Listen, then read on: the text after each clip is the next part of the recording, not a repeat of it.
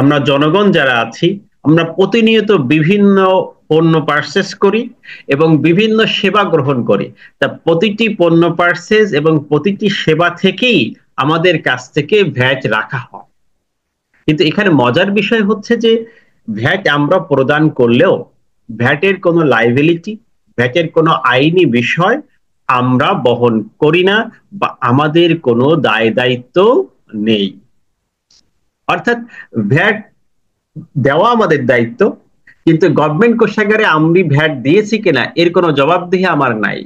এর জবাবদিহি হচ্ছে যিনি বিক্রেতা, যিনি সেবা প্রদান করি তার। তাহলে আমরা আগে প্রথমত ভ্যাটের কনসেপ্টটা বুঝি। ইতিপূর্বে কিন্তু আমাদের জানেন ভ্যাট একটা বিজ্ঞানসম্মত কনসেপ্ট। এর আগে কিন্তু ভ্যাটের কনসেপ্ট এরকম সারা পৃথিবীব্যাপী ডেভেলপ ছিল না। আমরা আগে প্র্যাকটিস করেছি সেলস ট্যাক্স, বিক্রয় কর। আপনারা জানবেন যে ভ্যাট তো আসলে কোনো নতুন বিষয় নয়। 1951 সালে আমাদের যে আইনটি ছিল সেলস ট্যাক্স, বিক্রয় কর, এই বিক্রয় করকে মডিফাই করে ভ্যাট করা হয়েছে। কারণটা কি? বিক্রয় মানে কি? যখন আপনি বিক্রি করবেন তখনই আপনি ভ্যাট দিবেন। তার মানে কি আমাদের কি একজন আহ, ব্যবসায়ীর কাছে থেকেই আমাদের পণ্যটা আসে? না, এখানে বিভিন্ন স্টেজে ব্যবসায়ী থাকেন, আমদানিকারক থাকেন, উৎপাদনকারী থাকেন, এরকম। তা যতবার তিনি বিক্রি করবেন ততবার তিনি ভ্যাট দিবেন, তাহলে দেখা যাচ্ছে এটাকে সামঞ্জস্যপূর্ণ দেখায় না।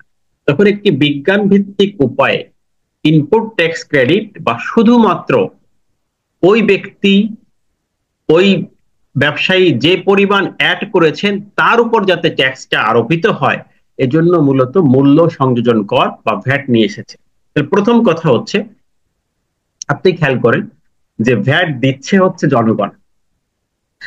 এক কথায় ভ্যাট দিবে জনগণ, দেশ হবে সব স্বনির্ভর। আপনারা অ্যাড দেখেছেন। তাহলে ভ্যাট প্রদানকারী হচ্ছে, ভ্যাট দাতা হচ্ছে জনগণ। কিন্তু এই জনগণ ভ্যাটের কোনো লাইবিলিটি বহন করে না। অর্থাৎ ভ্যাট সরাসরি গভর্নমেন্ট কোষাগারে জমা দেওয়া, ভ্যাটের ডকুমেন্ট রাখা, হিসাব রাখা, যেমন আমরা ইনকাম ট্যাক্সের বেলায় করি, যে ইনকাম ট্যাক্স এটা নিজেরা ফিল আপ করি, নিজেরা সরাসরি চালান জমা দেই। ভ্যাটের এরকম কোনো দায়িত্ব জনগণের উপর নাই। ভ্যাট দিবে জনগণ, বাট এর সকল লাইবিলিটি পালন করবে হচ্ছে আপনার ওই বিআইএন হোল্ডারধারী ব্যক্তি বা ব্যবসায়ী, যাদের বিজনেস আইডেন্টিফিকেশন নাম্বার রয়েছে, বিআইএন, বিজনেস আইডেন্টিফিকেশন নাম্বার যাদের রয়েছে, তারাই শুধুমাত্র ভ্যাটের কমপ্লায়েন্স মেনটেন করবে। এখন আসে, ভ্যাটটাকে আমরা যেহেতু সরাসরি নিজেরা প্রদান করি না, এটাকে এই জন্য এটাকে বলে আমি ইনডিরেক্ট ট্যাক্স। মানে এই ট্যাক্সটা সরাসরি আপনি গভর্নমেন্ট কোষাগারে জমা দেয় না, তাহলে এটার নাম কি হয়ে গেল? Indirect tax. তাহলে এই ইনডিরেক্ট ট্যাক্সটা আমার কখন দিতে হবে? আমি যদি চিন্তা করি যে ইনডিরেক্ট ট্যাক্সটা আমি কখন দেব বা কিসের উপরে দিব, আমি এটা দিব product, placed on product and service, দুইটা জিনিসের উপর। আপনি এখানে দেখবেন যে goods and service, goods or services. VAT দিতে হবে আমাদের দুইটা জিনিসের উপর। খেয়াল করেন, ভ্যাট দিতে হবে কয়টা জিনিসের উপর? পণ্য এবং সেবা। তাহলে আমরা যদি পণ্য পারচেস করি আমাদের ভ্যাট আসবে, আমরা যদি কোনো সেবা গ্রহণ করি আমাদের ভ্যাট আসবে। এই জন্য পৃথিবীর অনেক রাষ্ট্রে এই ভ্যাটকে বলা হয় জিএসটি। জি, জিতে হচ্ছে গুডস, আর এস হচ্ছে service tax, goods and service tax, GST. আর আমাদের দেশে এটাকে বলা হয় ভ্যাট, ভ্যালু অ্যাডেড ট্যাক্স। তার মানে কি? ভ্যালু মানে হচ্ছে মূল্য, আর অ্যাডেড মানে হচ্ছে সংযোজন। ভ্যালু অ্যাড মানে হচ্ছে মূল্য সংযোজন কর। অর্থাৎ একজন ব্যবসায়ী যখন মূল্য অ্যাড করে তার উপর যে ট্যাক্স, এটা হচ্ছে ভ্যালু অ্যাডেড ট্যাক্স। তাহলে এই ট্যাক্সটা প্রদান করবে ব্যক্তি, কিন্তু ব্যক্তি কোনো দায়বদ্ধ গ্রহণ করে না, এজন্য এটা ইনডিরেক্ট ট্যাক্স। আর এই ভ্যালু অ্যাডেড ট্যাক্সের কাজ শুরু হয় আপনার প্রোডাকশন থেকে সেলস পয়েন্ট পর্যন্ত, প্রতিটি স্টেজে। আমাদের দেখেন, আমরা যখন একটি পণ্য পারচেস করি, আপনার কি মনে হয় পণ্যটা ওই দোকানদার তৈরি করেছে? না, পণ্যটা হয়তো অন্য জায়গায় তৈরি হয়েছে, অথবা দোকানদার বিদেশ থেকে ইম্পোর্ট করে এনেছে, তারপর সে আমার কাছে রিটেইলার বিক্রি করছে, আমি তার কাছ থেকে পারচেস করছি। সকল ক্ষেত্রে ঘটনা এরকমটাই হবে, হয় লোকালি তারা উৎপাদন করবে অথবা তারা ইম্পোর্ট করে এনে আমার কাছে পৌঁছে দিবে। তাহলে এই যে প্রোডাকশন থেকে শুরু করে বা ইম্পোর্ট থেকে শুরু করে সেলস পয়েন্ট পর্যন্ত আসতে যে আমাদের কিন্তু কয়েকজন ব্যবসায়ীর কাছে হাত বদল হয়েছে। এই যারা হাত বদল করেছে, যেমন হোলসেলার আমরা রিটেইলারের কাছে দিয়েছে, তো হোলসেলার অবশ্যই তিনি যে দামে কিনেছেন তার থেকে 10 টাকা বা 20 টাকা অ্যাড করেই তো বিক্রি করেছেন, তা না হলে তো লাভ হবে না। এই কারণে আমাদের বলা হচ্ছে যখন আমরা একটা পণ্যের ক্রয় মূল্য থেকে অতিরিক্ত অ্যাড করে বিক্রি করি, সেই অ্যাডিশনের উপর যতটুকু আমরা অতিরিক্ত অ্যাড করব তার উপর আমাদের ভ্যাট দিতে হবে। এই জন্য এটার নাম হচ্ছে ভ্যালু অ্যাডেড ট্যাক্স। আরো সহজ ভাবে বলি যে পণ্য ক্রয় বিক্রয়ের ক্ষেত্রে আমাদের অ্যাডিশনটা কিভাবে হয়, যদি আপনি খেয়াল করেন যে আমাদের ভ্যালু অ্যাডিশনটা কি। আমাদের প্রথম হচ্ছে বিক্রি, আউটপুট, বিক্রিকে আমরা বলি আউটপুট, আর ক্রয় হচ্ছে ইনপুট। তাহলে বিক্রির থেকে যদি আমরা ক্রয় মূল্য বাদ দিই তাহলে আমাদের দ্বারাই ভ্যালু অ্যাডিশন। সহজ কথা, বিক্রয় মূল্য থেকে যদি আমরা ক্রয় মূল্য বাদ দিই তাহলে আমাদের চলে আসে অ্যাডিশন। ধরেন আমরা যদি একটি এক্সাম্পলে যাই, তাহলে আমি একটা পণ্য আউটপুট ভ্যালু, বিক্রয় মূল্য হচ্ছে আমার 500 টাকা, তাহলে আমার 500 টাকা হচ্ছে বিক্রয় মূল্য। আমি এই পণ্যটা ক্রয় করেছি ইনপুট, ইনপুট হচ্ছে 400 টাকা, তাহলে এখানে আমার এডিশন কত দেখেন, এখানে আমার এডিশন 100 টাকা। এখন আমি যদি রিটেইলার হই, আমি যদি 100 টাকা 400 টাকার পণ্য 400 টাকার পণ্য ক্রয় করে 500 টাকায় সেল করি তাহলে আমার 100 টাকা এডিশন হয়, তা এটাকে আমরা বলছি এডিশন। তা ভ্যালু অ্যাডেড ট্যাক্স বলতে বোঝাচ্ছে এই এডিশনের উপর যে ট্যাক্স, এটি ভ্যালু অ্যাডেড ট্যাক্স। এই 500 টাকার উপর যে ট্যাক্স, এটা কিন্তু ভ্যালু অ্যাডেড ট্যাক্স না, এটা হচ্ছে সেলস ট্যাক্স, বিক্রয় কর। কিন্তু ভ্যালু অ্যাডেড ট্যাক্স বলতে বোঝাচ্ছে আপনি যে মূল্যটা অ্যাড করেছেন তার উপরে যে ট্যাক্স আসছে, এটা হচ্ছে ভ্যালু অ্যাডেড ট্যাক্স। এখন আমরা প্রথমত ভ্যালুটা অ্যাডটা বের করলাম যে আমার অ্যাড হচ্ছে 100 টাকা। এখন আমি ট্যাক্সটা কিভাবে বের করব? তখন আমি দেখব আমার এই 400 টাকায় ট্যাক্স কত ছিল আর 500 টাকার ট্যাক্স কত, এর ডিফারেন্সটা হচ্ছে আমার ভ্যালু অ্যাডেড ট্যাক্স। ধরেন 400 টাকার জন্য যখন আমি পণ্যটা ক্রয় করেছি, যদি এক্সক্লুসিভ প্র্যাকটিস করি তাহলে 400 গুণ 15। আপনি চিন্তা করেন একটু, আপনারা সবাই একটু খাতা কলম সাথে রাখবেন, তাহলে 400 গুণ আপনার 15% ধরি আমরা, তাহলে 60 টাকা আমি এখানে আমার ক্রয় ভ্যাট ছিল। মানে ক্রয় করার সময় এই 400 টাকা যদি আমার মূল ভ্যালু হয়, এর সাথে 60 টাকা ভ্যাট ছিল। ওকে, যদি 500 টাকা আমি সেল করি তাহলে দেখেন আপনি 500 গুণ 50% ধরি 15%, তাহলে আমাদের 75 টাকা। তাহলে 75 টাকা হচ্ছে আমি বিক্রি। এই 500 টাকা ভ্যালুর সাথে আমি আরো 75 টাকা ভ্যাট বাবদ এই ভোক্তার কাছ থেকে সংগ্রহ করব, তাহলে পণ্যের মূল ভ্যালু দাঁড়াবে 575 টাকা। কাস্টমারের এটা কিন্তু দেখেন, এই ভ্যাট কেন কাস্টমার দিচ্ছে, কারণ এই 500 টাকা যার অরিজিনাল মূল্য, সে কিন্তু আর 500 টাকায় এই পণ্যটা কিনতে পারছে না। ভ্যাট আরোপিত হওয়ার কারণে এটার সাথে ইনক্লুসিভ হোক বা এক্সক্লুসিভ হোক, যেভাবেই বলেন না কেন, এর সাথে কিন্তু অতিরিক্ত ভ্যাটটা ব্যবসায়ী যোগ করেই তার লাভের চিন্তা করতে হবে। অর্থাৎ ভ্যাটটা কিন্তু তার লাভ থেকে বাদ দিতে হয়, এটা ভ্যাট গভর্নমেন্ট পাবে। তাহলে আমি এখানে 575 টাকা দিয়ে যদি একটি পণ্য ক্রয় করি, তাহলে ওই ব্যক্তির অরিজিনাল সেল হচ্ছে 500 টাকা, আর 75 টাকা ভ্যাট, টোটাল মূল্য হচ্ছে 575 টাকা, আমি তাকে দিয়ে দিলাম। এই ব্যক্তি, ধরেন মিস্টার এর ঘটনা আমরা দেখি, মিস্টার এ তার একটা বেআইন রয়েছে, মিস্টার এ কি করছে, 500 টাকায় সেল করছে, তাহলে তার এখানে আউটপুট ভ্যালু 500, ইনপুট ভ্যালু 400 টাকায় ক্রয় করেছে, 100 টাকা হচ্ছে তার অ্যাডিশন। এখন আমরা দেখি যে 500 টাকায় ভ্যাট হয় 75 টাকা, আর 400 টাকায় ভ্যাট হয় 60 টাকা। এখন এটা ডিফারেন্স কত? ডিফারেন্স হচ্ছে 15 টাকা। এই 15 টাকা ভ্যাট এটা হচ্ছে মিস্টার এ দিয়ে দিবে, এই মিস্টার এ। কারণ আমরা বলছি যে ভ্যালু অ্যাডেড ট্যাক্স, মিস্টার এর লাইবিলিটি হচ্ছে এই 15 টাকাকে ভ্যাট দিয়ে দিলে তার লাইবিলিটি শেষ হয়ে যাবে। সেইখানে অ্যাড করেছিল 100 টাকা, সো 100 টাকার উপর সে 15 টাকা ভ্যাট দিবে। এটাকে আমরা বলছি output tax minus input tax. তাহলে আমরা এখানে দুটো শব্দ শিখলাম। এক নম্বর হচ্ছে আউটপুট মানে বিক্রি, ইনপুট মানে আমাদের ক্রয়। আর আউটপুট ট্যাক্স মানে হচ্ছে বিক্রয় কর, আর ইনপুট ট্যাক্স মানে হচ্ছে ক্রয় ট্যাক্স। আমরা সব সময় ইনপুট ট্যাক্সটাকে ক্রেডিট নিব, ইনপুট ট্যাক্সটাকে কি নিব, ক্রেডিট নিব, মাইনাস হয়ে যাবে। এটাকে অবশ্য আমাদের বলা হয় রিবেট, যদিও আমাদের ভ্যাট আইনে সরাসরি রেয়াত বলতে কিছু নেই। রেয়াত বলতে বোঝানো হচ্ছে ইনপুট ট্যাক্স ক্রেডিট। অনেকে আমরা রেয়াত বলি, আসলে ভ্যাটে রেয়াত বলতে কিছু নেই। রেয়াত বলতে মূল বোঝানো হচ্ছে ইনপুট ট্যাক্স ক্রেডিট, যে টাকা, যে ট্যাক্সটা আমি ক্রয়ের সময় দিয়ে এসেছি এটা আমি ফেরত নিয়ে নিব। তাহলে শুধুমাত্র আমি জমা দিব হচ্ছে গভর্নমেন্ট কোষাগারে 15 টাকা। 15 টাকা জমা দিলে আমার একটা বিন আছে, আমার বিনের এগেইনস্টে আমার লাইবিলিটি শেষ।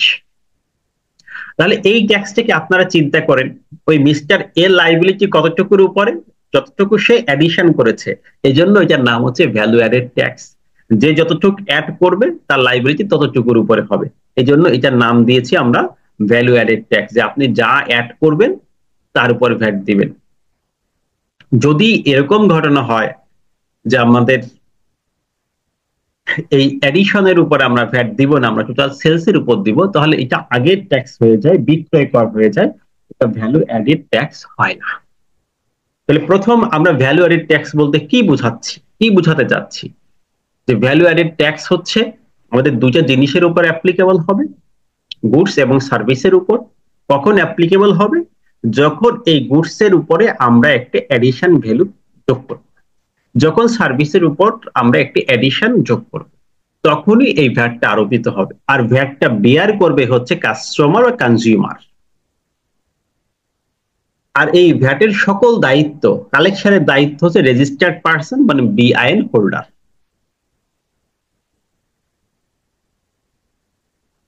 তাহলে আমরা সহজ ভাষায় যদি ভ্যাটকে আমরা ব্যাখ্যা দিই, তাহলে এরকম বলতে পারবো, ভ্যাটটা আরোপিত হবে ভ্যালু অ্যাডিশনের উপরে, এবং আরোপিত হবে দুইটা জিনিসের উপর, একটা হচ্ছে পণ্য আর একটা হচ্ছে সেবা। আর ভ্যাট দিবে দিবে জনগণ, বাট এটা সকল দায় দায়িত্ব বা ভ্যাট এজেন্ট বা ভ্যাটের সকল কার্যক্রম গ্রহণ করবেন বিআইএন হোল্ডার ধারী ব্যক্তি। এই হচ্ছে মূলত ভ্যাট ব্যবস্থা। এখন আমরা আসলে ভ্যাটকে অ্যানালাইসিস করে দেখতে পারি যে ভ্যাটটা আসলে এই যে বললাম যে এডিশনের উপর যোগ হচ্ছে, আসলে কিভাবে সম্ভব, কে কতটুকু ভ্যাট লাইবিলিটি বহন করবে, কে কতটুকু ভ্যাটটা দিবে, এটা আমরা একটু প্র্যাকটিক্যালি ইনশাল্লাহ দেখব। যারা একদমই নতুন তারা কি আমরা বুঝতে পারছি যে ভ্যাটটা কি? যদি না বুঝতে পারেন আপনি একটু দক করলে আমি আবার রিপিট করব, বাট আপনাকে এখান থেকে কিন্তু মোটামুটি বুঝে যেতে হবে, যেহেতু আমি একদমই ইজিলি বলার চেষ্টা করছি। তারপরে বুঝতে পারছেন কিনা একটা বিষয়, আস্তে আস্তে আমরা অগ্রসর হই, কোনো সমস্যা নাই, বাট আপনাকে একটু বুঝতে হবে। না বুঝলে আপনি চ্যাট বক্সে একটু নক দিবেন বা রিপিট করব। এখন দেখেন, আমরা যদি একটা প্র্যাকটিস দেখি, ভ্যাটটা সাধারণত দুই ভাবে প্র্যাকটিস করা যায়। আমি একটু কথা বলি, যে একটা হচ্ছে ইনক্লুসিভ মোড আর একটা হচ্ছে এক্সক্লুডিং মোড। ইনক্লুসিভ মানে, ইনক্লুসিভ মানেই হচ্ছে, রিপিট করতে বলছেন, আমরা ভ্যাট সম্পর্কে একটু, ভ্যাট বলতে কি বোঝায় এটার একটা ব্যাখ্যা দিয়েছি।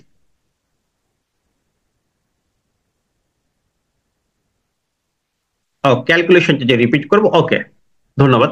দেখেন, ক্যালকুলেশনটা আমরা যেটা দেখিয়েছিলাম এটা আমরা একটু রিপিট করে নিই, যে ইনপুট ট্যাক্স আউটপুট ট্যাক্স এটা বোঝানোর জন্য আমি যে এক্সাম্পলটা দিয়েছিলাম, এটা আপনারা একটু খাতায় নোট করেন, তাহলে আপনাদের জন্য সুবিধা হবে।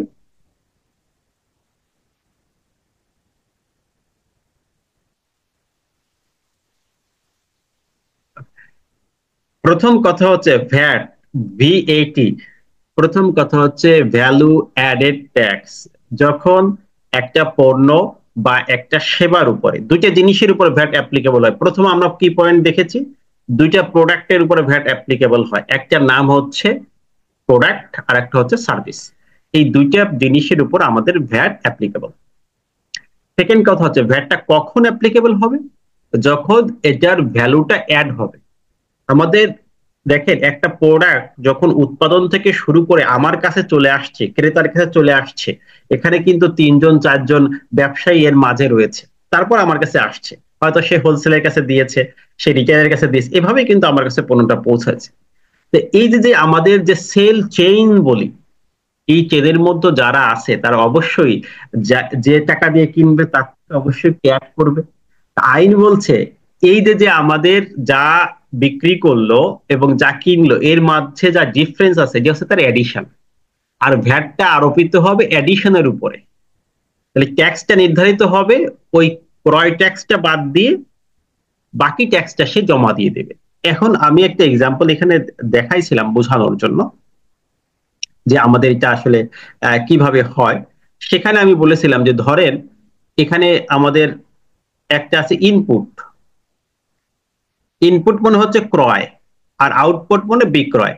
তাহলে একজনের যদি বিক্রি থাকে ফর এক্সাম্পল 1000 টাকা,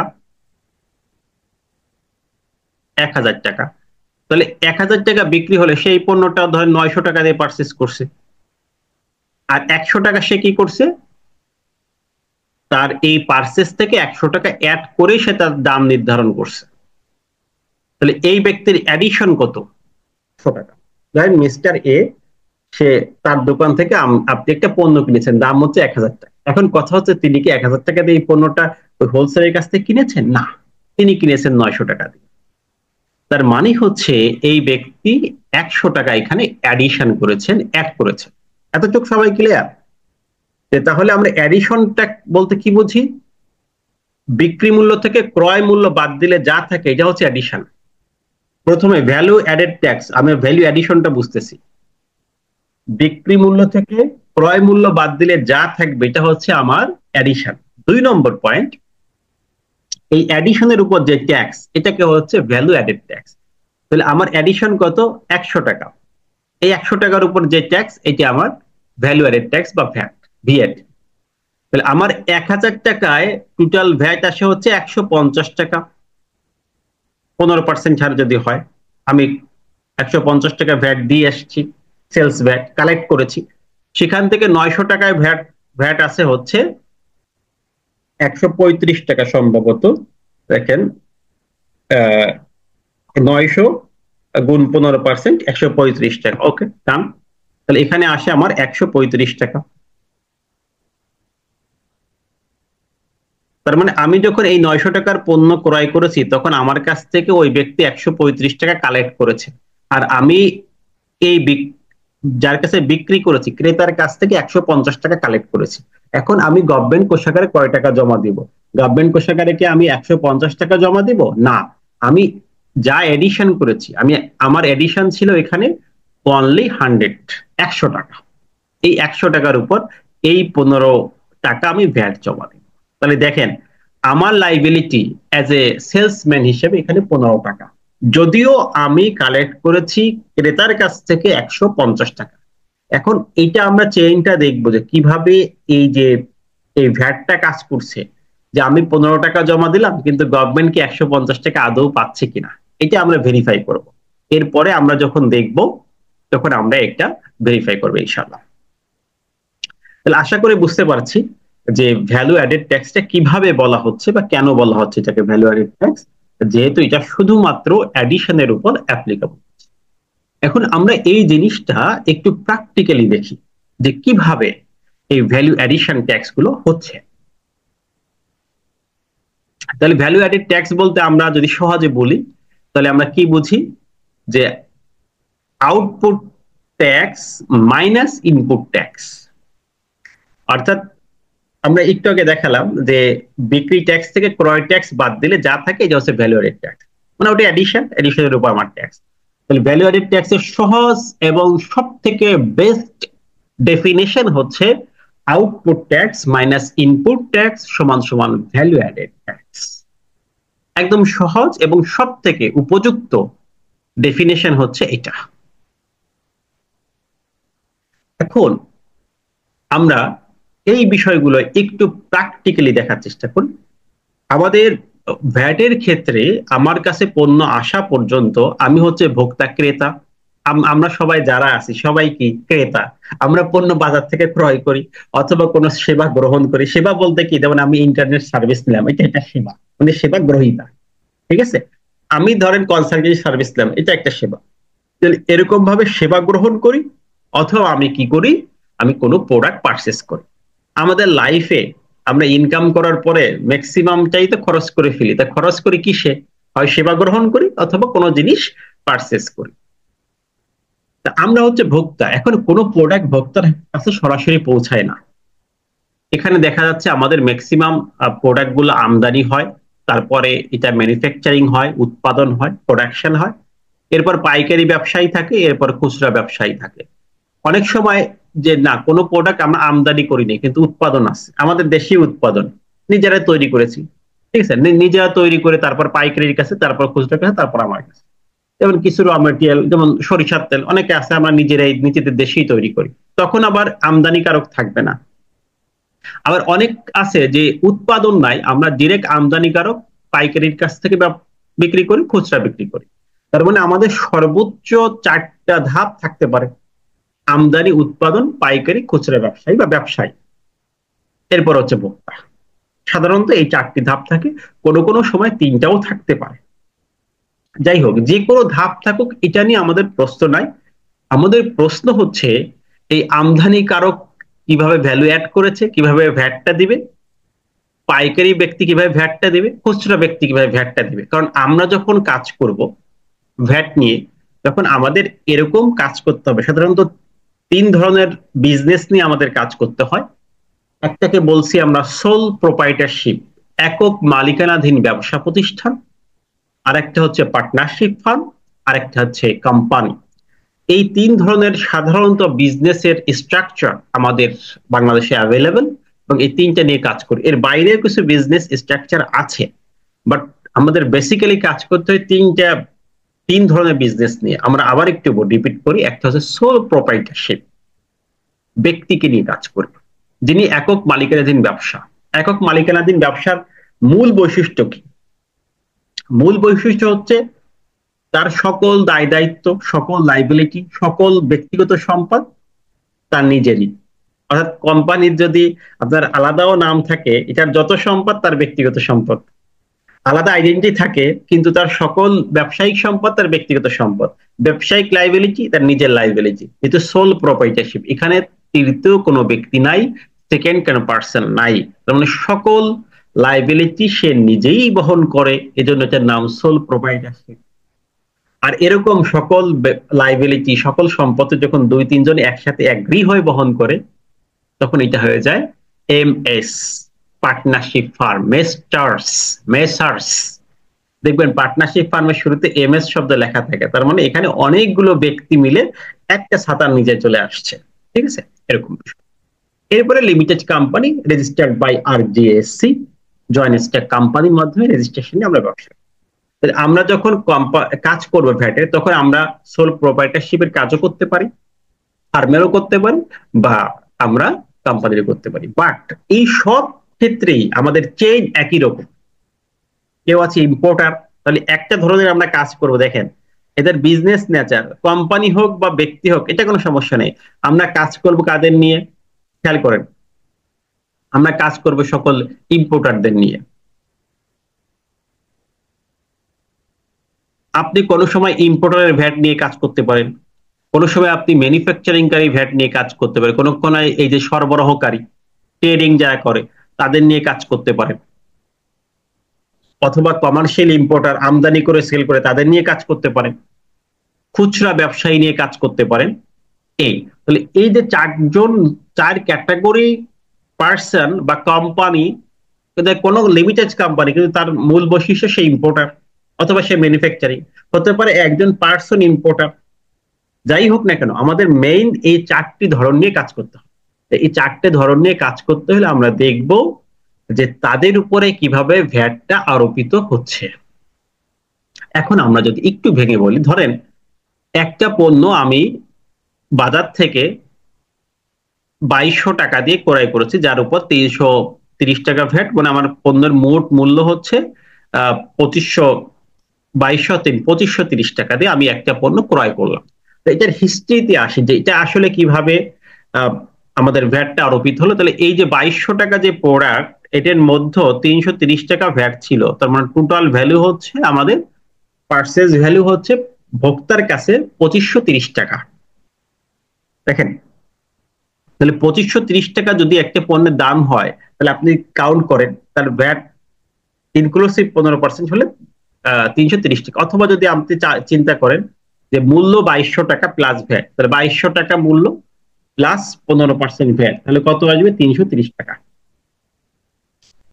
এই 330 টাকা কিন্তু আমি ভোক্তা বেয়ার করেছি। আমি যখন 2200 টাকার একটা প্রোডাক্ট বাজার থেকে নিলাম, তার মানে আমার কাছ থেকে গভর্নমেন্ট 330 টাকা ভ্যাট নিয়েছে। এখন কথা হচ্ছে, এই ভ্যাটটা তো আমি দিয়েছি কিন্তু গভর্নমেন্টকে, কিন্তু আমি কি গভর্নমেন্ট কোষাগারে জমা দিয়েছি? বা আমি কি শিওর হয়েছে যে এই 330 টাকা গভর্নমেন্ট কোষাগারে ভ্যাট জমা হয়েছে? আমার কি কোনো প্রমাণ আছে? না, কিচ্ছু নাই। কারণ ভ্যাটের কোনো লাইবিলিটি অ্যাজ এ ভোক্তা হিসেবে আমার বহন করার প্রয়োজনীয়তা নাই, বা বহন করতে হবেও না। ভ্যাটের সকল লাইবিলিটি বহন করবে এই যে ভ্যাটের চেইন বা রেজিস্টার্ড পার্সন যারা আছে, এই যে ইম্পোর্টার, এই যে আমাদের উৎপাদনকারী, তারা। সো এটা কিভাবে করবে, এটা আমরা একটু প্র্যাকটিক্যালি দেখি। প্রথম কথা হচ্ছে, ইম্পোর্টার একটা পণ্য কিনেছে, দাম হচ্ছে 1000 টাকা। যখন সে 1000 টাকার পণ্যটা ইম্পোর্ট করার সিদ্ধান্ত নিল, ইম্পোর্ট করলো, তখন কাস্টমস অফিস, ধরেন সে চিটাগং কাস্টমস থেকে এই প্রোডাক্ট এনেছে, কাস্টমস অফিস তার উপরে 15% ভ্যাট নিয়েছে। কারণ আমরা জানি ইম্পোর্টারের ভ্যাট হচ্ছে 15%, প্রোডাক্ট ইম্পোর্ট করলে 15% ভ্যাট দিতে হবে। অ্যাডভান্স ভ্যাটের ক্ষেত্রে কিছু পার্থক্য আছে, কিন্তু ভ্যাট 15%, যদি কোনো অব্যাহতি না থাকে ওটা আমরা পরে দেখব। তাহলে আমরা ধরে নিচ্ছি যে সে 1000 টাকা পণ্য এনেছে, তখন 150 টাকা কাস্টমস অফিস কালেক্ট করেছে। তার মানে এই 1000 টাকার ভ্যাট ওই কাস্টমসেই আদায় হয়ে গিয়েছে। খেয়াল করেন, ভোক্তাকে আমদানিকারক, এখানে ভোক্তাকে আমদানিকারক বেয়ার করেছে, এখানে ক্রেতা মানে ভোক্তা, যিনি ক্রয় করবেন।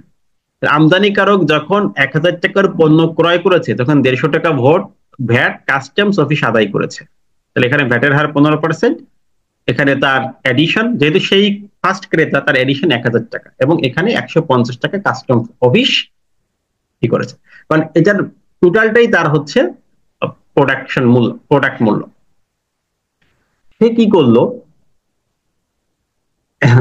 এই যে এই 1000 টাকার যে পণ্যটা এনেছে আমদানিকারক, ইম্পোর্টার, সেই ধরেন উৎপাদন করবে, সে কি করলো, এটার সাথে 500 টাকা অ্যাড করলো। 1500 টাকা সে এই পণ্যের ভ্যালুটা নির্ধারণ করলো। নির্ধারণ করে সে এটা কি করলো, সে বিক্রি করবে। তাহলে সে দেখেন পারচেস করেছিল কিন্তু 1000 টাকা দিয়ে,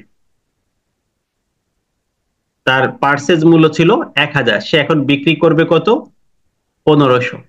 তাহলে তার এডিশন কত আপনি বের করেন। এডিশন হচ্ছে 500। প্রথমে আপনি সংযোজন বের করবেন। সে ক্রয় করেছে 1000, এখন সে সেল করবে মার্কেটে 500, সরি 1500। তাহলে তার এডিশন কত? আমরা যেভাবে দেখিয়েছি, ভ্যালু এডিশনটাকে বের করতে হবে, যে আউটপুট মাইনাস ইনপুট। তাহলে তার ইনপুট ছিল 1000 টাকা, আউটপুট 1500, ডিফারেন্স হচ্ছে 500, সংযোজন 500 টাকার উপর। সে এই 500 টাকার উপর 15% ভ্যাট দিবে, তাহলে 500 টাকার উপর 15% ভ্যাট আসে 75 টাকা। এখন দেখেন, সে আপনার কাছ থেকে, অর্থাৎ এই যখন পাইকারি ব্যক্তির কাছে, উৎপাদনকারীর কাছে 1500 টাকা বিক্রি করছে এই ইম্পোর্টার, তখন আপনার কাছ থেকে কয় টাকা ভ্যাট কালেক্ট করছে? সে করছে 225 টাকা। সে কি করছে? 225 টাকা, কারণ 1500 টাকার উপর 15% ভ্যাট করেন, 225 টাকা আসে। সে কি করলো, এই 225 টাকা আপনার কাছ থেকে কালেক্ট করলো, এবং এই যে কাস্টমস অফিসে যে 150 টাকা দিয়ে আসছিল, এটাকে সে রেয়াত নিয়ে নিল। এটাকে আমরা বলছি ইনপুট ট্যাক্স ক্রেডিট। ইনপুটের সময়, আপনার ক্রয় করার সময় যে ট্যাক্সটা দিয়ে আসবে, এটার নাম হচ্ছে ইনপুট ট্যাক্স ক্রেডিট। তাহলে এখানে তার ভ্যাট হচ্ছে 1500 টাকার উপরে 225 টাকা এবং 150 টাকা সে ইনপুট ট্যাক্স ক্রেডিট নিচ্ছে, তাহলে তার লাইবিলিটি হচ্ছে 75। তার মানে এই ব্যক্তির ভ্যাট লাইবিলিটি 75। কারণ কি? কারণ তার অ্যাডিশন ছিল মাত্র 500 টাকা। সো 500 টাকার উপর তার 75 টাকাই আমাদের কালেকশনের দায়িত্ব এবং সে এটাই গভর্নমেন্ট কোষাগারে জমা দিবে। ঠিক দেখেন, এই উৎপাদনকারীর বিক্রয় মূল্য মনে হচ্ছে পাইকারির ক্রয় মূল্য। তাহলে পাইকারি এই ব্যক্তি ধরেন এটাকে 1500 টাকায় ক্রয় করেছে, করে সে কি করছে, এটাকে 2000 টাকায় বিক্রি করলো। তাহলে সে ক্রয় করেছে 1500 টাকা, বিক্রি করেছে 2000। তাহলে এখানে অ্যাডিশন কত? 500 টাকা। খেয়াল করেন, তাহলে এই যে পরবর্তী ব্যক্তি যিনি আছেন পাইকারি ব্যক্তি, তার অ্যাডিশনে কিন্তু 500 টাকা, কারণ সে ক্রয় করেছিল 1500 টাকা। এই উৎপাদনকারীর অ্যাডিশন বিক্রি মানে হচ্ছে পাইকারির ক্রয়, তাহলে তার ক্রয় ছিল 1500, তার সেলস হচ্ছে পারচেস 1500, সেলস হচ্ছে 2000, অ্যাডিশন 500।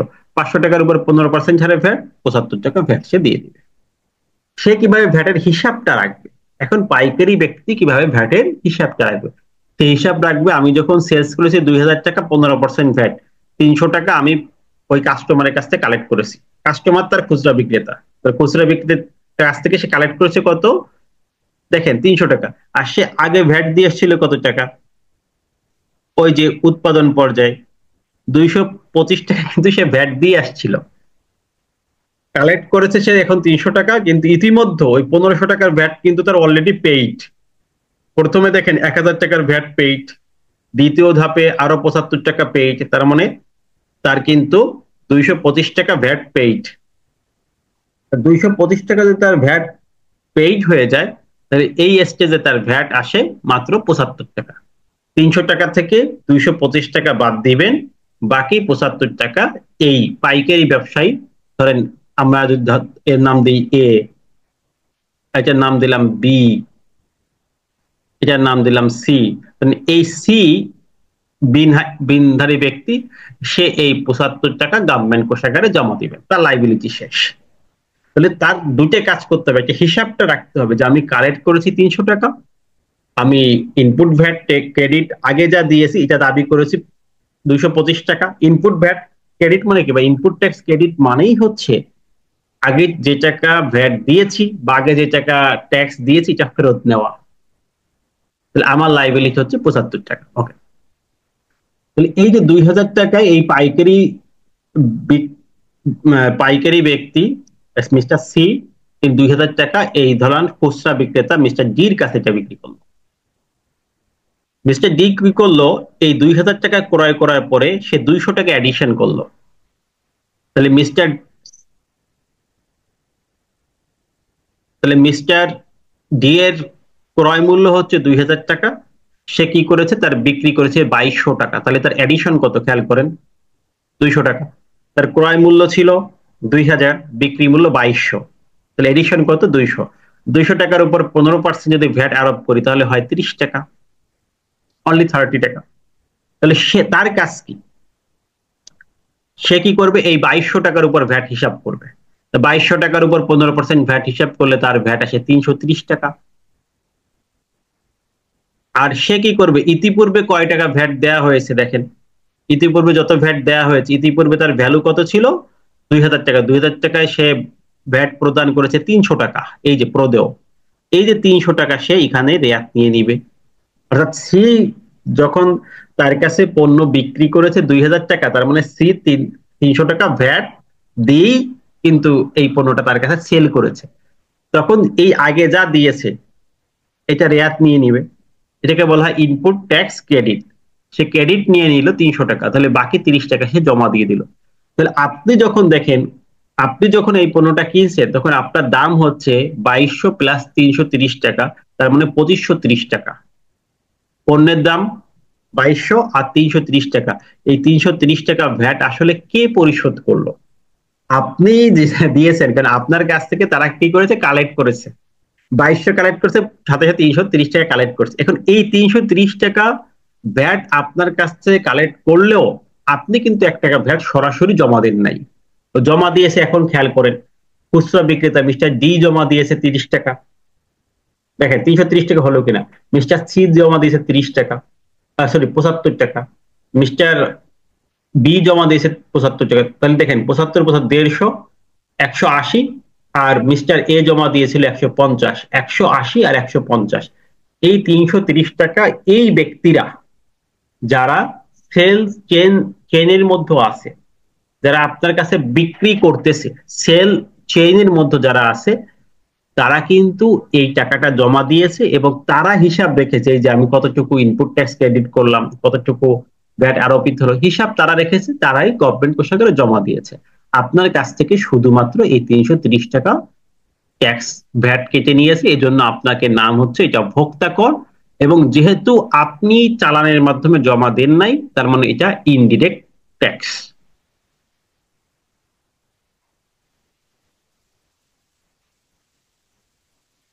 ওকে, আবারও এতটুকু কেউ বুঝতে পারছেন কি? আমরা আমরা একটা সহজ ভাষায় বলি যে আমি এখনো রিবেট নিয়ে আলোচনা করছি না, এখন ভ্যাটটাকে বোঝাচ্ছি। আমরা রিবেট কিভাবে নিব, কি কি ডকুমেন্ট, এগুলো নিয়ে আমাদের আরো একটা লেকচার আছে, আমরা প্রতিটি পয়েন্ট নিয়ে আলাদা আলাদা লেকচার আছে, ঠিক আছে?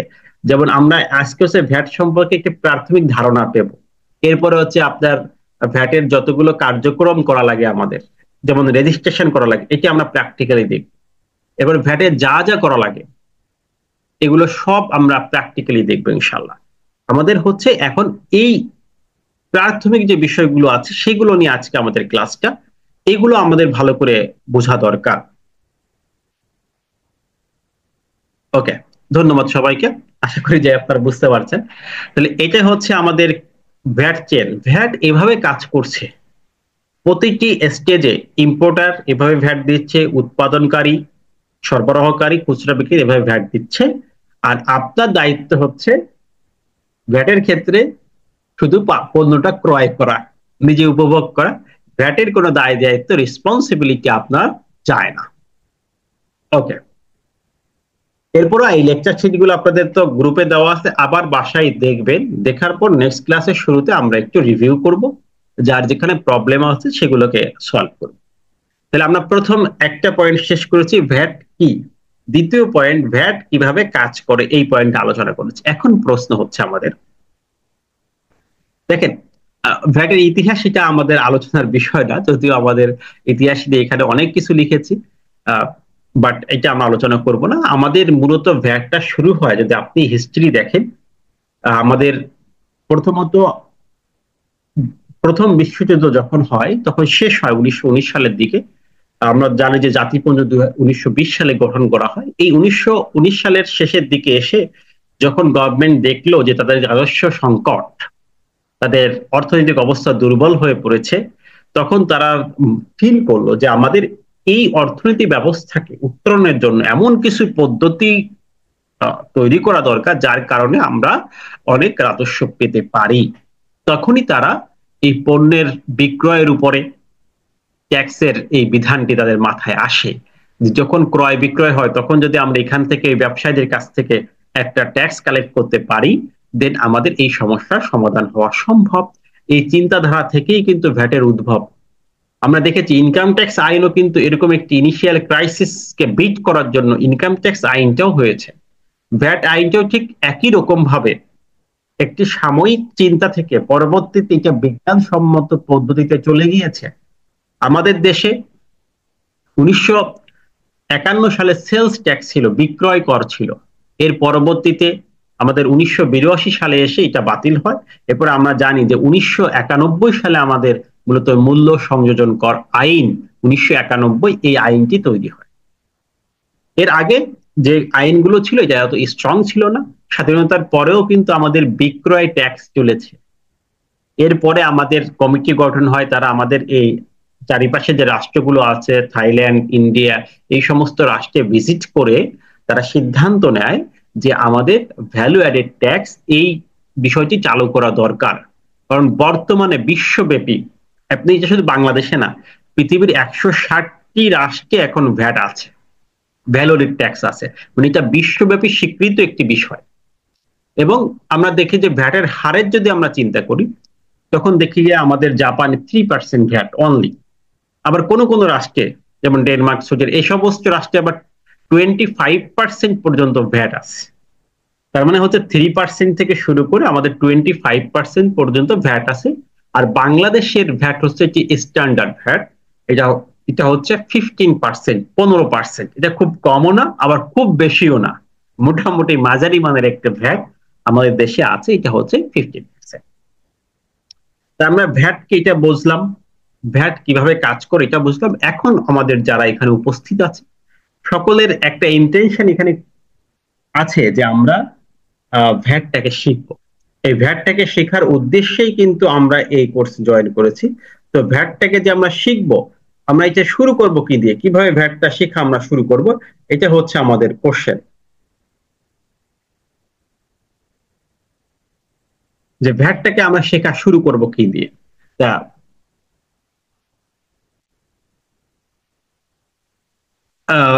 রেজিস্ট্রেশন বিআইএন, আমরা ভিআইএন না, BIN, business identification number, VAT identification number না, অনেকে বলছে VAT identification, business identification number. এটা আমরা দেখব যে আমাদের 2.1 এটার অ্যাপ্লিকেশন আছে, অ্যাপ্লিকেশনের টোটাল প্রসিডিংসটা আমরা দেখব, প্লাস 2.3 তে আমাদের ভ্যাট সার্টিফিকেটটা বের হয়, এটা আমরা দেখব। এখন যে আমরা ভ্যাটটা শেখা শুরু করব, কোন জায়গা থেকে আমরা শুরু করব বা আমাদের আসলে কি কি জানতে হবে, এটা আমি একটু সামারাইজ করি।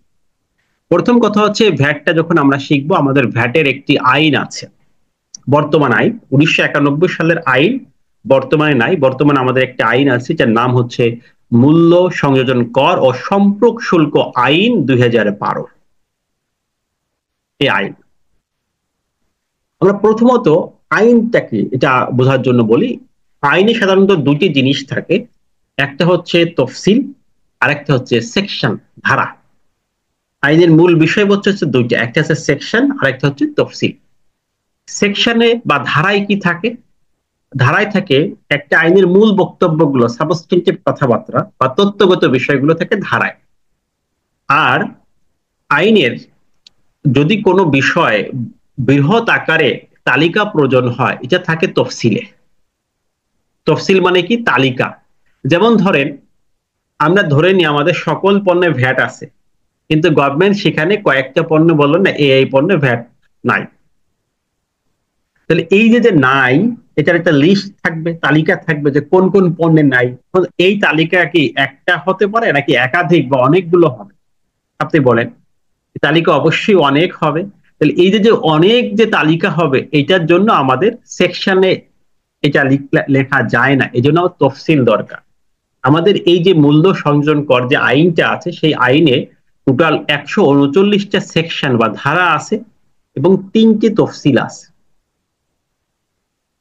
এবং বিষয়বস্তু আছে বা অধ্যায় আছে 18টি। তাহলে আমাদের এই আইনটাকে শিখতে হবে, এটা হচ্ছে মাদার। আমি যখন ভ্যাট নিয়ে কাজ করব, আমাকে মাস্ট বি এই আইনটাকে শিখতে হবে। তাহলে এই আইনের মধ্যে আমাদের গুরুত্বপূর্ণ বিষয় কি,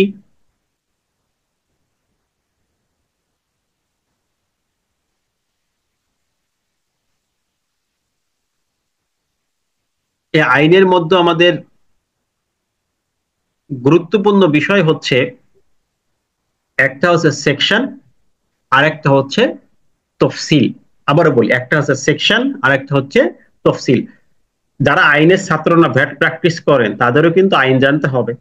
আইন ছাড়া তো আপনি প্র্যাকটিস করতে পারবেন না। ভ্যাটটা টোটালি আইন এবং কিছু অ্যাকাউন্টস রয়েছে, তার মানে হিসাবের কিছু বিষয় আছে, আইনের কিছু বিষয় আছে, এই দুইটাকে কম্বিনেশন করেই ভ্যাট ব্যবস্থা। আপনাকে দুইটাই ভালো হতে হবে, হিসাব নিকাশ সঠিক করতে হবে, পাশাপাশি আইনটা জানতে হবে। তা আমরা ভ্যাটের যে কোনো বিষয় প্রথমে দেখি আমরা সেকশনে, এরপর যদি কোনো তালিকা থাকে আমরা দেখি তফসিলে। 3টি তালিকা আছে, প্রথম তফসিল, দ্বিতীয় তফসিল, তৃতীয় তফসিল। প্রথম তফসিলে আছে হচ্ছে আমাদের কোন কোন পণ্যে ভ্যাট নাই, এটার একটা লিস্ট, তালিকা আছে। দ্বিতীয় আছে কোন কোন পণ্যের সম্পর্ক শুল্ক আছে। দেখেন, আইনটা হচ্ছে ভ্যালু অ্যাডেড ট্যাক্স আর সম্পর্ক শুল্ক আইন। সম্পর্ক শুল্ক কি, সাপ্লিমেন্টারি ডিউটি, এসডি। এটা হচ্ছে একটা অতিরিক্ত ভ্যাট, আপনি বলতে পারেন একটা অ্যাডিশনাল ভ্যাট। এই অ্যাডিশনাল ভ্যাটকেই বলা হয় সাপ্লিমেন্টারি ডিউটি, তার মানে আপনি তো ভ্যাট দিবেনই, সাথে সাথে আপনাকে আরো কিছু অতিরিক্ত ডিউটি দিতে হবে, যার নাম হচ্ছে সম্পূরক শুল্ক। আমরা বলি না সম্পূরক প্রশ্ন, প্রশ্নের সাথে আরেকটা, ভ্যাটের সাথে আরেকটা যখন অ্যাড হয়, আরেকটা যখন আপনাকে অতিরিক্ত ভ্যাট দিতে হয়, যার নাম হচ্ছে সম্পূরক শুল্ক। কারণ ভ্যাটই এক প্রকার শুল্ক, এর সাথে আরো একটা শুল্ক আছে, তাহলে এটার নাম হচ্ছে সম্পূরক শুল্ক। তা ভ্যাটের তফসিল হচ্ছে তিনটা, মনে রাখবো আমরা। আর সেকশন হচ্ছে 139টা। এই ভ্যাটের ক্ষেত্রে একটা ইন্টারেস্টিং বিষয় আছে, এটা আমরা বলবো। এই ভ্যাট আইনের পাশাপাশি, আইনে থাকে মূল কথা, কিন্তু আমরা মূল কথা পড়ে আইনে দুই চার শব্দ পড়ে অনেক সময় বুঝতে পারি না। ভ্যাট আছে যে আপনাকে ভ্যাট দিতে হবে, আপনাকে রেজিস্টার রাখতে হবে, চালান লিখতে হবে। এখন আইন বলছে চালান লিখতে হবে, এখন আমার প্রশ্ন, চালান কিভাবে লিখবো, চালান ফর্মটা কোথায় পাবো, এরকম বিভিন্ন যত ব্যাখ্যা প্রয়োজন, যত ফর্ম প্রয়োজন, সব কিছু দিবে আপনার বিধিমালায়। বিধিমালা মানে হচ্ছে এই আইনের ব্যাখ্যা। বিধিমালা অর্থ কি? আইনের ব্যাখ্যা। আইন যেটাকে বলছে, এটাকে আপনাকে বুঝতে হলে এটার ব্যাখ্যাও পড়ে নিতে হবে। তাহলে আমাদের আইনের পাশাপাশি কি করতে হবে? ব্যাখ্যা পড়তে হবে। ব্যাখ্যায় কি আছে? ব্যাখ্যায় আমাদের এই আইনের যেমন 18টি অধ্যায়, 18টি বিষয়বস্তু আছে, এই 18টি বিষয়বস্তুর আবার 18টি চ্যাপ্টারে এটার ব্যাখ্যা দেওয়া হয়েছে। ধরেন যে চ্যাপ্টারে আমাদের, যেমন চ্যাপ্টার 1-এ প্রাথমিক বিষয় সংজ্ঞা এগুলো আছে, বিধিমালায় ঠিক তাই আছে। এখানে যখন যে চ্যাপ্টারে মূসকের হার বলা আছে, বিধিমালায় সেটা বলা আছে। তার মানে আইনের মজার বসে, খুবই মজার বিষয়, অন্য আইনের মতো না। এই ভ্যাট আইনে সেকশনের যে চ্যাপ্টারে, যে অধ্যায়ে যে টপিক আছে, বিধির ওই অধ্যায়ে সেই টপিক আছে। তার মানে আইন বিধি আপনি একসাথে পড়তে পারবেন। যে আমার নিবন্ধন সম্পর্কে দরকার, তাহলে নিবন্ধনের প্রথমে আইন পড়বেন, সাথে সাথে ওই চ্যাপ্টারটা বিধিতে দেখে নেবেন, হয়ে গেল। এখানেও চ্যাপ্টার 18টি, বাট সেকশন মানে বিধি রুল হচ্ছে 119টি, আর এখানে হচ্ছে আপনার 139টি। এই হচ্ছে পার্থক্য। তাহলে আমরা, এবং এখানে বিধিতে 75টি ফর্ম আছে, কারণ মূসকের সকল কার্যক্রম চলে হচ্ছে ফর্ম অনুযায়ী। ধরেন আপনি ভ্যাট রেজিস্ট্রেশনের একটা অ্যাপ্লাই করবেন, এটা পড়বেন 2.1 মূসক ফর্ম, সকল কিছু চলবে কি দিয়ে? ফর্ম দিয়ে। তাহলে আমরা এই যতগুলো ফর্ম, এটা কোথায় খুঁজবো? আমরা খুঁজে নিব এই মূল্য সংযোজন কর বিধিমালায়। এরপরে এই ভ্যাট আইনটা বা বিধিটা, এটা কিন্তু প্রতি বছরে চেঞ্জ হয়। আমরা দেখেছি যে প্রতি বছরে কিছু ভ্যাটের হার চেঞ্জ হয়, সম্পূরক শুল্কের কিছু লিস্ট আসছে, নতুন নতুন এডিশন হয়। তো এই বিষয়গুলো আমরা পেয়ে যাব অর্থ আইনে। তাহলে এই আইনটা পড়ার পাশাপাশি আমাদের প্রতি বছরের অর্থ আইনটা দেখতে হবে। ফিনান্স অ্যাক্ট যেমন লাস্ট হচ্ছে 2024, আমরা দেখবো। এর পরবর্তী আমাদের জুলাই মাসে আরেকটি বাজেট হলে আরেকটি অর্থ আইন আসবে 2025, তখন আমরা 2025-এর অর্থ আইনটা দেখবো। তাহলে খেয়াল করেন, আমাদের আইন বিধি পড়ার পাশাপাশি আরেকটা আইন পড়তে হবে, যার নাম কি? অর্থ আইন। তাহলে তিনটা বিষয় গেল, এটা জানতেই হবে, আপনাকে ভ্যাট নিয়ে কাজ করতে হবে। আরেকটি বিষয় হচ্ছে আমাদের এই ফিনান্স অ্যাক্টে তো বছরে একবার পরিবর্তন হয়, কিন্তু দেখবেন যে ভ্যাটের, এখন দেখেন ভ্যাটের কিন্তু অনেক কিছু পরিবর্তন হচ্ছে এসআরওর মাধ্যমে। এরকম আমাদের এখন 168টার মধ্যে, 268-র মধ্যে লাস্ট এসআরও আসছে। আমাদের এরকম বিভিন্ন পরিবর্তন একটি অর্ডারের মাধ্যমে আসে, যার নাম হচ্ছে এসআরও, স্ট্যাটিউটরি রেগুলেটরি অর্ডার। এটা হচ্ছে একটি সাবঅর্ডিনেট ল, আইনের সম্পূরক আইন, সাবঅর্ডিনেট আইন, অর্থাৎ এটা আইনের মতোই কাজ করে। এটাও এক প্রকার আইন, বা গভর্নমেন্টের প্রজ্ঞাপন মানেই হচ্ছে এটা এক প্রকার আইন। তাহলে আমাদের এসআরও গুলো দেখতে হবে যে আমাদের এই বিষয়ে কোনো চেঞ্জ আছে কিনা। যেমন শুধু অব্যাহতি দেখবে, সেখানে 80টা এসআরও আছে। এরপরে কিছু সাধারণ আদেশ আছে যে সকলের জন্য, যেমন সাধারণ আদেশ 17, সেখানে বলল যে যে কার কার বিন নিবন্ধন দিতে হবে, সব লিস্ট দেওয়া আছে, যে এই ব্যক্তি যাই করুক না কেন তার বিআইএন নিতে হবে, লিস্ট দেওয়া আছে। রেস্টুরেন্ট, সে কয় টাকা বিজনেস করে এটা গুরুত্বপূর্ণ না, সাথে নাম আছে, বিন নিতে হবে। শপিং মলের ভিতরে যাদের দোকান আছে সবাইকে বিআইএন নিতে হবে। তার মানে এগুলো সাধারণ আদেশ, সকলের জন্য প্রযোজ্য। এমন কোন আদেশ যদি এনবিআর দেয় ভ্যাটের ক্ষেত্রে, এটাও আমাদের ফলো করতে হবে।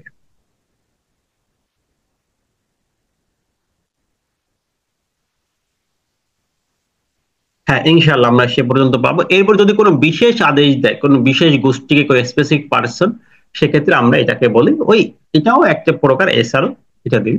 এরপরে আমাদের অনেক সময় এনবিআর কোনো বিষয় যদি কনফ্লিক্ট অ্যারাইজ হয়, সেক্ষেত্রে এনবিআর নিজে থেকে ব্যাখ্যা দিতে পারে, অথবা এনবিআর চাইলে আপনিও এনবিআর এর কাছে একটি কোশ্চেন করতে পারেন যে এই বিষয়টা আমার কাছে ক্লিয়ার না, আমার ভ্যাটের হার কত আমার কাছে ক্লিয়ার না, তখন এনবিআর ওই বিষয়ে ব্যাখ্যা দিয়ে দিবে। ফর এক্সাম্পল, আপনি একটা নতুন প্রোডাক্ট আবিষ্কার করছেন, এখন এটা কিভাবে প্র্যাকটিস করবেন আপনি বুঝতেছেন, এনবিআর কাছে ব্যাখ্যা চাইতে পারেন, এনবিআর তখন একটি ব্যাখ্যা দিয়ে দিবে। এরকম অনেকগুলো ব্যাখ্যা পত্র আছে যেগুলো আমাদের আইনের সাথে সামঞ্জস্য রেখে ব্যাখ্যা দেওয়া হয়, এটাও আপনাকে ফলো করতে হয়। এর পাশাপাশি আমাদের ভ্যাটের ক্ষেত্রে কিছু রেফারেন্সে মামলা হয়, এটা শুধুমাত্র যারা কোর্ট প্র্যাকটিস করে তাদের বোঝার জন্য। যারা ভ্যাটের মামলা নিয়ে কাজ করে, হাইকোর্ট ডিভিশনে ভ্যাটের রেফারেন্স মামলা হয়, একদম আমাদের ভ্যাটের সার্কেল থেকে তারপর ট্রাইব্যুনালে যায়, ট্রাইব্যুনাল থেকে আমাদের এটা হাইকোর্ট ডিভিশন পর্যন্ত যেতে পারে।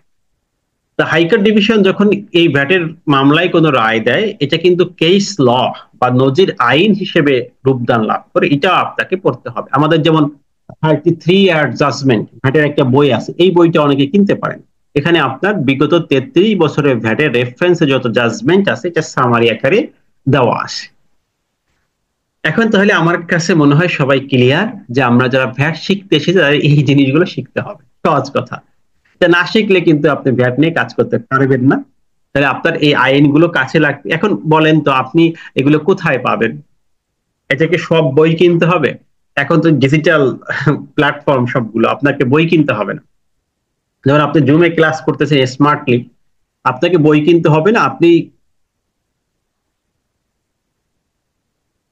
এটা হচ্ছে VAT judgement 33 years, VAT judgement লিখেন, ভ্যাট জাজমেন্ট 33 ইয়ার্স, এই বইটা কিনলে আপনি এখানে পেয়ে যাবেন। এছাড়া ডিএলআর এ তো আছে, ডিএলআর তো হিউজ, এটা তো আপনি কিনে পারবেন। এই জন্য ভ্যাট জাজমেন্ট এই বইটা কিনলেই হবে। আর এই যে যে বিষয়গুলো আছে যেমন আইন, তারপরে প্রজ্ঞাপন, এই প্রজ্ঞাপন গুলো সব পেয়ে যাবেন বিজি প্রেসের ওয়েবসাইটে। আপনি যত প্রজ্ঞাপন এনবিআর এর ওয়েবসাইটে নাও থাকতে পারে, কিন্তু বিজি প্রেস বাংলাদেশ মুদ্রণ যেটা আছে সেই ওয়েবসাইটে আপনি সব পেয়ে যাবেন। তাহলে আমাদের খেয়াল করেন, আমাদের মনে রাখতে হবে আমরা এই আইনগুলো সংগ্রহ করবো, আজকে থেকে আপনি সংগ্রহ করেন। আমি তো শিখ দিবই, যা পড়তে হবে সবকিছু আবার লেকচারে থাকবে, আমি একটু ফাস্টলি লেকচার গুলো দিচ্ছি যাতে আপনি সবকিছু আপনার মাথায় চলে আসে। এই তিনটে ওয়েবসাইট, একটা হচ্ছে এনবিআর এর ওয়েবসাইট আপনি ফলো করবেন, 2 নম্বর হচ্ছে বিজি প্রেস, এটা ফলো করবেন, 3 নম্বর হচ্ছে বিজি লস, যত আইন আছে এখানে পেয়ে যাবেন। এখান থেকে আপনি আজকে যে আপনাদের হোমওয়ার্ক, সেই হোমওয়ার্ক হচ্ছে এই তিনটে ওয়েবসাইট ভিজিট করা, বিজি প্রেস, বিডি লস, আর হচ্ছে এনবিআর। এখান থেকে এই রিলেটেড যত যা আছে এটা সব ডাউনলোড করবেন, ডাউনলোড করে আপনি একটি ফোল্ডার করবেন, যে ভ্যাট লার্নিং ফোল্ডার, এবং আমার শীট যতগুলো আছে সেখানে আপনি অ্যাড করবেন। এভাবে করে আপনার কাছে একটি ফোল্ডার থাকবে, যখন যে প্রবলেম আছে আপনি সলভ করবেন। যেমন এখানে যদি ধরেন আমি বলি যে একটা ফর্ম খুঁজতেছেন, কোথায় পাবেন? আমার কাছে ফোন করতে হবে না, আপনি এই যে বিডিতে পেয়ে যাবেন সকল ফর্মগুলো। আপনার একটা ব্যাখ্যা দরকার, একটা আইন বুঝতেছেন না, আপনি দেখবেন যে ওই সেকশনের এগেনিস্টে রুলস কি বলছে। তাহলে এখানে মেইন বিষয়গুলো 18টি বিষয়বস্তু আমাদের ভ্যাটে আলোচনা আছে, এটা আপনি হেডলাইনটা পড়বেন যে কোন কোন বিষয়বস্তুগুলো আমাদের কোথায় আছে।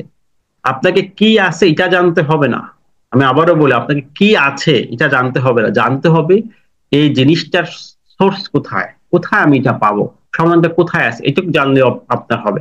আপনার আইন মুখস্থ করতে হবে না, ঠিক আছে? আপনাকে 1 নম্বর তো এনবিআর ওয়েবসাইট, এনবিআর এনবিআর। 2 নম্বর হচ্ছে বিজি প্রেস, অনলাইনে সার্চ দিলে পেয়ে যাবেন, লিখে রাখেন নোট। আর বিডি লস, তিনটা ওয়েবসাইট। আমরা মোটামুটি সবকিছু আপনাকে খোলাসা করে দিচ্ছি, শেখার দায়িত্ব আমরা নিচ্ছি। আমাদের গাইডলাইন ফলো করলে ইনশাল্লাহ আপনার এই ভ্যাট সম্পর্কে, ট্যাক্স সম্পর্কে, কাস্টম সম্পর্কে একটি ক্লিয়ার কনসেপ্ট হবে, যা নিয়ে আপনি মাঠে কাজ করতে পারবেন। হ্যাঁ, ওকে, ভেরি গুড, জাহিদ হাসান ভাই লিখে ফেলছেন, এগুলো আপনি সার্চ দিবেন। এখন প্রশ্ন একদম বিজি লস না। আপনি যখন ভ্যাটের কাজ করতে যাবেন তখন আপনার প্রশ্ন সম্মুখীন হতে হবে 1 নম্বর প্রশ্ন, যে ভাই আমার উপর আসলে ভ্যাট আছে কিনা। আমি যে প্রোডাক্ট নিয়ে বিজনেস করি, আমার তো ব্যবসা প্রতিষ্ঠান আছে, এখন আমার উপর আসলে ভ্যাট আছে কিনা, আমি ভ্যাট দিব কিনা গভর্নমেন্টকে। এখন আপনি এর উত্তর কোথায় পাবেন? ধরেন এখন বাংলাদেশের মোট প্রোডাক্ট কয়টা, কয়টা পণ্য আছে, এটা কে জানেন? দেখি একজন বলেন তো, বাংলাদেশে এই মুহূর্তে ভ্যাট জাজমেন্ট ম্যানেজমেন্ট না ভ্যাট জাজমেন্ট, এই মুহূর্তে বাংলাদেশে কয়টা পণ্য এবং কয়টা সেবা আছে, কে বলতে পারবেন?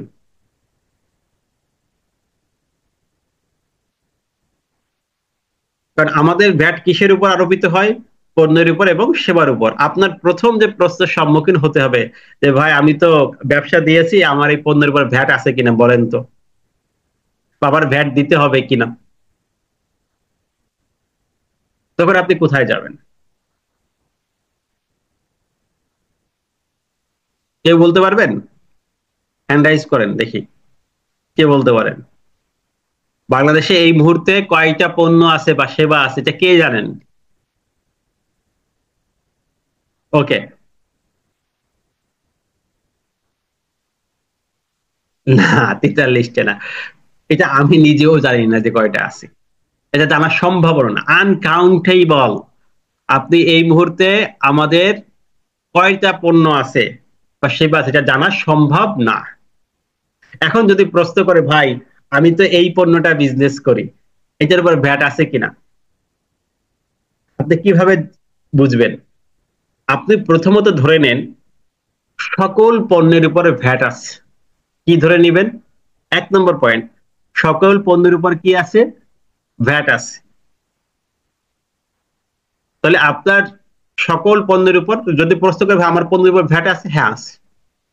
দ্বিতীয়, আপনার একটা জিনিস ফলো করতে হবে, আমাদের কোন পণ্যের উপর ভ্যাট আছে এটার কোনো তালিকা নাই, তফসিল নাই, এটা তালিকা দেওয়া সম্ভব না। কারণ আজকেও যে পণ্য আবিষ্কার হলো তার উপর কি আছে? ভ্যাট আছে।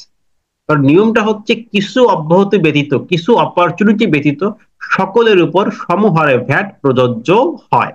ভ্যাট কোনো ইকুইটি ফলো করে না, যে কার ইনকাম বেশি তার উপর ভ্যাট বেশি, যার ইনকাম নাই, যেমন একটা হতদরিদ্র রিক্সাওয়ালা তার একটা পণ্য কিনবে, এখানে ভ্যাট নাই, এরকম কোনো দয়াময় ভ্যাটের নাই। ভ্যাট সবার উপর আছে, সমহারে আছে। তাহলে কনসেপ্ট ক্লিয়ার। প্রথম কথা হচ্ছে বাংলাদেশের যতগুলো পণ্য আছে, যতগুলো সেবা আছে, সবার উপর কি আছে? ভ্যাট আছে। শুধুমাত্র আমাদের এই আইনের প্রথম তফসিলে একটি তালিকা আছে, সেই তালিকায় কিছু পণ্য এবং কিছু সেবার নাম আছে, সেইগুলোর উপর নাই। তাহলে যদি আমরা প্রথম প্রশ্ন আমাদের যেটা সম্মুখীন হতে হয়, যে একটা প্রোডাক্টের উপর ভ্যাট আছে কি নাই, এইটা যাচাই করার জন্য আমরা কোথায় যাব? প্রথম তফসিল। আমাদের এই আইনের তফসিল কয়টা? 3টা। আমরা প্রথম তফসিলে চলে যাব। যদি দেখি যে প্রথম তফসিলে আমাদের নাম আছে, তার মানে ভ্যাট নাই।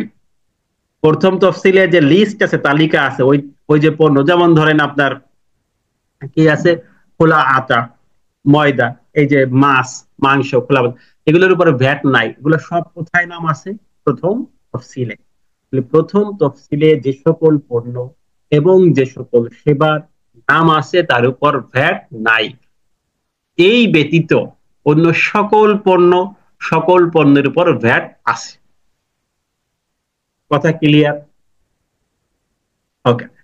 এখন আপনাকে সেকেন্ড যে প্রশ্নের সম্মুখীন হতে হবে, আমরা প্রথমে জেনে নিলাম যে কোন পণ্যের উপর ভ্যাট আছে, কোন পণ্যের উপর নাই। স্পেসিফিক প্রশ্ন আমি কোথায় দেখব? প্রথম তফসিলে। প্রথম তফসিলের লিস্টে নাম নাই, অর্থ আমার উপর ভ্যাট আছে। ক্লিয়ার? দ্বিতীয় প্রশ্ন, যে ভ্যাট যদি থেকেই থাকে কত পার্সেন্ট, ভ্যাট কত পার্সেন্ট। এখন ধরেন আজকে একটা নতুন প্রোডাক্ট আবিষ্কার হলো বাংলাদেশে, যে প্রোডাক্ট ইতিপূর্বে নাই, আমি নতুন তৈরি করেছি। প্রোডাক্ট নিত্য নতুন তৈরি হয় না? এখন আমি প্রশ্ন করলাম, ভাই আমি তো এই প্রোডাক্টটা আজকে তৈরি করেছি, আমার ভ্যাট কত, আমার ভ্যাটের হার কত, কয় টাকা করে ভ্যাট দিতে হবে? আপনি কি অ্যান্সার দেবেন বলেন? এই প্রোডাক্টের নজির নাই, এটাই ফার্স্ট। এর ভ্যাটের হার কত, ভ্যাট কত পার্সেন্ট ছাড়ে দিবে? আপনি চোখ বুঝে বলে দিবেন যে ভ্যাটের হার 15%। প্রথমত আমরা জানি যে আমাদের ভ্যাটের হার হচ্ছে 15%, 15%। আমাদের ভ্যাটের হার কত পার্সেন্ট? 15%। শুধুমাত্র তৃতীয় তফসিলে যাদের নাম আছে এবং এক্সপোর্টের ক্ষেত্রে 0%, আর তৃতীয় তফসিলে নির্ধারিত হার আছে, হ্রাসকৃত হার, কিছু রিডিউস রেট আছে, এটা বাদ দিয়ে, এবং এক্সপোর্টের ক্ষেত্রে 0, এটা একটু মনে রাখবেন। এক্সপোর্ট মানে রপ্তানি ক্ষেত্রে 0। আর এই তৃতীয় তফসিল, তফসিল কয়টা? 3টা, মুখস্থ করে ফেলতে হবে, তফসিল 3টা। যখন আমাদের প্রশ্ন আসবে যে আমার ভ্যাট কত পার্সেন্ট, আমি চলে যাব থার্ড শিডিউলে, পেয়ে যাব যে 10%, 7.5%, এরকম আমি হার পেয়ে যাব। 2.4%, 4.5% রিডিউস হার আছে, এই হারগুলো পেয়ে যাব। যদি দেখি তৃতীয় তফসিলে এই পণ্যের নাম নাই, তার মানে তার ভ্যাট 15%। তৃতীয় তফসিলে নাম না থাকলে ভ্যাট কত পার্সেন্ট? 15%। আর আমাদের আইনে সেকশন 15-তে বলাই আছে ভ্যাটের হার হবে 15%। তাহলে আমরা দুটো প্রশ্নের অ্যান্সার পেয়ে গেলাম। ফার্স্ট কোশ্চেন, আমার ভ্যাট আছে কিনা আমরা দেখব প্রথম তফসিল, না থাকলে, লিস্টে নাম না থাকলে ভ্যাট আছে। যদি থাকে কত পার্সেন্ট আমরা দেখব তৃতীয় তফসিল, আমাদের স্পেসিফিক রেটে এই ব্যক্তির ভ্যাট হবে কিনা। যদি দেখি না ওখানে স্পেসিফিক রেটে ভ্যাট হবে না, তার মানে আমাদের ভ্যাটের হার 15%। এখন এই আইনটা দেখেন, ভ্যাট গেল, এই আইনে দুইটা বিষয় বলছে, ভ্যাট আর সম্পূরক শুল্ক। সম্পূরক শুল্ক মানে অতিরিক্ত ভ্যাট, অতিরিক্ত শুল্ক। এখন প্রশ্ন হতে পারে, ভাই আমি যে পণ্য বিজনেস করি আমার কি সম্পূরক শুল্ক আছে? আপনি বলবেন নাই। সম্পূরক শুল্ক তো সকল পণ্যের উপর না, বা হবেও না। সম্পূরক শুল্ক একটা জরিমানার মতো। তাকে কেন দিতে হবে? কারণ সে এথিক্স বা ইকুইটির ভায়োলেশন করেছে। সে মানুষ দেখা যাচ্ছে যে কোন ভালো খাবার পায় না, সে টাইলস ব্যবহার করতেছে, সে গাড়ি আনতেছে, মানে যে কাজগুলো লাক্সারিয়াস, যেটা নর্মাল ব্যক্তির প্রয়োজন হয় না, সাধারণ মানুষের প্রয়োজন হয় না, ওটির উপর সম্পূরক শুল্ক। তাহলে এটা কি সকল পণ্যের উপর? না, সকল পণ্যের উপর না। কোন পণ্যের উপর? আমি দ্বিতীয় তফসিলে চলে যাব, এখানে লিস্ট আছে, এই তালিকা আছে। তাহলে যে তালিকা দ্বিতীয় তফসিলে যে যে পণ্যের নাম আছে ওইটার উপর সম্পূরক শুল্ক আছে। তাহলে এই আইন কথা বলছে কি নিয়ে? ভ্যাট নিয়ে এবং সম্পূরক শুল্ক নিয়ে। প্রথমে আমরা ভ্যাট আছে কিনা কোথায় যাব? তিনটে তফসিল মোস্ট ইম্পর্টেন্ট, সেকশন থেকেও গুরুত্বপূর্ণ, আপনাকে পড়তেই হবে। তাহলে প্রথমত আমরা যাব তফসিল 1-এ, এক দিয়ে আমরা আইডেন্টিফাই করব যে আসলেই এই প্রোডাক্টের উপর ভ্যাট আছে কিনা। এরপরে আমরা চলে যাব থার্ড তফসিলে, যদি থাকে ভ্যাটের হার কত হবে, দেখে রিডিউস রেটে হবে, না থাকলে আমাদের 15%। এরপরে আমরা চলে যাব সেকেন্ড তফসিলে, যেখানে বলছে এই প্রোডাক্টের উপর ভ্যাটের পাশাপাশি সম্পূরক শুল্ক কত আছে, এটার হার আমরা এই সেকেন্ড তফসিলে চলে যাব। তাহলে আমাদের তিনটা তফসিল, এটা মোস্ট ইম্পর্টেন্ট, এটা আমাদের জানতেই হবে। এর আইন, এই সেকশন গুলো জানলেই আমরা ভ্যাটের কাজ শুরু করতে পারবো। আর ভ্যাটের কাজ শুরু করার আগে আমরা বিবেচনা করব যে এই ব্যক্তির ভ্যাট আছে কিনা, থাকলে কত পার্সেন্ট, এই সমস্ত বিষয় নির্ধারণ করেই তার ভ্যাটের কাজটা শুরু করব। আমাদের দেশে সাধারণত ভ্যাটের যে হার আছে, সেখানে আপনি দেখবেন যে আমি অলরেডি বলেছি ভ্যাট আমাদের 4টে স্টেজে আরোপিত হয়। একটা হচ্ছে আমদানি পর্যায়ে, উৎপাদন পর্যায়ে, ব্যবসায়ী পর্যায়ে এবং সেবা পর্যায়ে। এই 4টে, ব্যবসায়ী বলতে পাইকারি, খুচরা, ট্রেডিং যারা আছে সবাই ব্যবসায়ী। তা আমাদের দেশের ভ্যাটের যে হার আছে সেটা আমরা আদর্শ হার বলছি কত পার্সেন্ট? 15%। এর পাশাপাশি আমাদের কিন্তু এক্সপোর্ট আছে 0%, 10% আছে আমাদের। এখন তো আমরা দেখেছি যে সরবরাহ ভ্যাট, যেটা 7.5% ছিল এখন 10 হয়ে গেছে। 5%কে 7.5% করা হয়েছে কমার্শিয়াল ইম্পোর্টার যে ভ্যাট আছে। এরপর 5%, 4.5%, 2%, 1.5%, এগুলো হচ্ছে ভ্যাটের হার। আর এই সকল হার, এই স্পেসিফিক যত হার আছে, এটা বলা আছে থার্ড শিডিউলে, এত হার। আর এক্সপোর্টে শুধুমাত্র এক্সেপশন কেস 0%। আর সকল হার তৃতীয় তফসিলে বলা আছে এর বাহিরে যা আছে সকল পণ্যের উপরে আমাদের ভ্যাট আছে কত পার্সেন্ট? 15%। রিডিউস মানে এটা 15%-এর নিচে হ্রাসকৃত হার। আমাদের ভ্যাটের আদর্শ হার হচ্ছে 15%। 15%-এর উপর কোনো প্রোডাক্টে ভ্যাট নাই। সর্বোচ্চ ভ্যাটের হার 15%। যেমন আমাদের সর্বোচ্চ ট্যাক্সের হার এখন 25% পার্সনের ক্ষেত্রে। আমাদের কোন পণ্য ভ্যাট নাই এটার জন্য আমরা প্রথম তফসিলের পণ্য দেখব, সেবা দেখব, যা বললাম, এবং এর সাথে 80টা এসআরও আছে যেখানে এক একটা পণ্য এক্সাম্পশন দেওয়া আছে, সেগুলো আমরা দেখব। তাহলে প্রথম আমাদের প্রশ্ন হচ্ছে আমাদের যে প্রোডাক্ট নিয়ে আমরা ব্যবসা করি এইটা আসলে ভ্যাট আছে কিনা এটা নির্ধারণ করা।